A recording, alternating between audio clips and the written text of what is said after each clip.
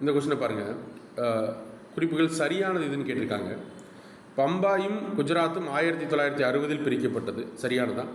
ஜூனாகத் இந்து அரசர் அப்படின்னு கொடுத்துருக்காங்க. தவறு. ஜூனாகத் என்ன கேட்டி அப்படின்னா ஒரு முஸ்லீம் அரசரால் ஆளப்பட்டது. பூட்டோன்னு சொல்லுவாங்க பார்த்தீங்களா, பாகிஸ்தானுடைய பிரதமராக இருந்தார் பெனாசிர் பூட்டோ.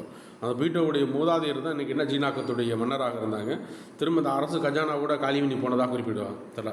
தாரா சிங் ஹரியானாவிற்காக போராடினார் இருக்குது. தவறு. சரிங்களா. இவர் பஞ்சாபுடைய தாரா சிங் அப்படின்னாலே என்ன கேட்டால் பஞ்சாபுடைய இதுக்காக போராடினார். சிக்கிம் 22வது மாநிலம். சரிதான். தெரியல. மற்ற 1, 4 சரி, 2, 3 தவறு. அப்போ ஸ்கூல் புக்கில் போய் பார்ப்போம் என்ன இருக்குது அப்படிங்கிறது.